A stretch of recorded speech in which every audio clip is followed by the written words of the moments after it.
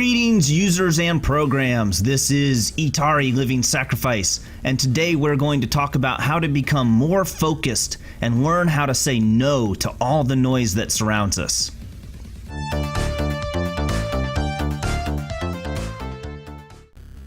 There are so many games to choose from right now.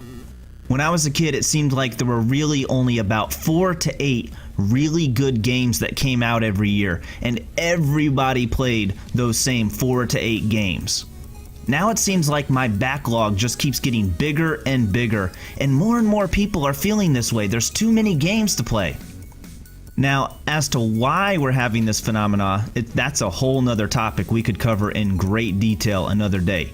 Maybe it's because we really only had Nintendo Power in our circle of influence to advertise to us, so we never heard about other game systems or indie games. Or maybe it's because more and more people are creating these games that are absolute works of art and have simple and easy ways to put their masterpiece in front of us through digital distribution and social media. Whatever the reason is, we have access to more and more information and people sitting in our pockets and in front of us on our desk than humankind has ever dealt with before. In the book Tribal Leadership, it talks about how we as humans can really only handle about 150 people in our social structure. Like, actually keep them active in the forefront of our minds. And when you really get down to it, we really only have about 12 people in our immediate circle, and of those 12, only 3 to 5 of them would we consider close and dear friends. We are constantly being pulled in 1,000 different directions. Spend 5 minutes on Facebook or any social media, and you will see multiple different causes that people are spreading the word about. There are children going hungry over here. People are being treated horribly over there. This animal is about to become extinct.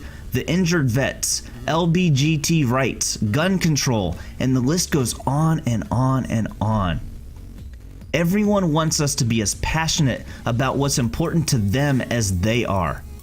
The problem I'm noticing more and more of nowadays is the tactics that some groups are using to guilt people that aren't as interested in their passions as they are. They will go so far as to call you part of the problem. Don't fall into this trap. Don't let them make you feel guilty. Just because it's not your chosen path, your chosen passion, doesn't mean you can't cheer for them in the back of your head or from the sidelines. It's just not your calling. Yes, all of these causes are important, and I know we want to help everybody, but if we try to help everybody, then we won't be able to make any lasting change with anybody. Think about it like this. For most of us, we have a single player game or two that we're in the middle of, and maybe 1 or 2 multiplayer games that we have some friends we enjoy playing with and will pick up occasionally. Then there are those that only play 1 or 2 games, period, and usually in the same genre. And whenever the next big one comes out, they drop one of those 2 and pick up the new one. Then there are those that play 1 game over and over again, constantly trying to beat their best score or time to completion, called speedrunning. The people that are the best at a certain game, that's basically the only game they play. That is their focus, and they have the results that come from hard work and dedication to their craft. I remember hearing an interview with Fatality, who is one of the founders of esports basically, that talked about he trained on 1 game for about a year straight to prepare for a tournament. Have you ever heard someone say, "I like to think of myself as a jack of all trades," and then sometimes they follow it up with, "but an expert at none"? It's the difference between a doctor that is a general practitioner and a specialist like a neurosurgeon, like Dr. Strange, for example. The general practitioner knows a little about a lot of different medical conditions, and the specialist knows a lot about one part of medicine.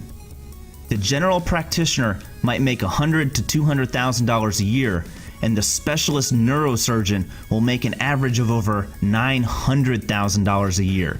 You guys remember in the movie Dr. Strange, he was out there driving Lamborghinis and had the biggest flat in New York or whatever city he was in? So much is going on in the world, and there are people everywhere trying to make a difference. As leaders, we need to pick and choose which causes and passions are going to take our attention. We can't play every game well. If we are passionate about everything, then we are passionate about nothing. If everything is important, then nothing is important. Don't feel bad if you can't play all the games. If somebody's trying to get you passionate about their cause, by all means listen to it for a moment. It might be something you feel passionate about as well.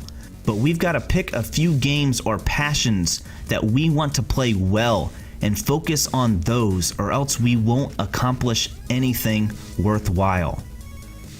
If we try to play every game that comes out just because one of our friends asks us to, then we will never become great at any of them.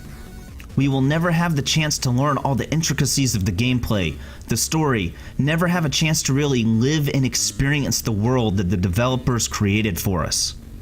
What are the 3 most important things to you?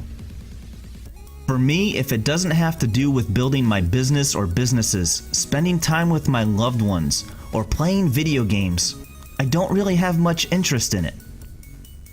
I had to decide I was going to stop trying to be a musician. I had to decide I was going to stop trying to learn to be an artist, and 1,000 other things that I really enjoyed when I tried them, but if I continued to dabble in those 1,000 different things, then I would never excel at any of them. It's okay if your priorities change. That happens all the time.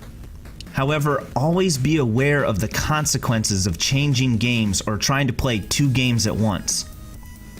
Let's say we really enjoy first-person shooters. When switching between games like Call of Duty, Halo, or Rainbow Six, for example, the game is basically the same, right?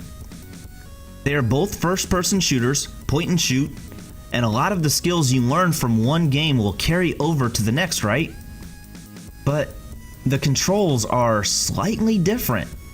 After we have practiced with the control scheme of one game for so long, and the controls have become second nature to us, and then we switch back and forth from COD to Rainbow Six and Halo, and the grenade button and the duck button or the prone button are switched, or the way you zoom in when sniping is slightly different.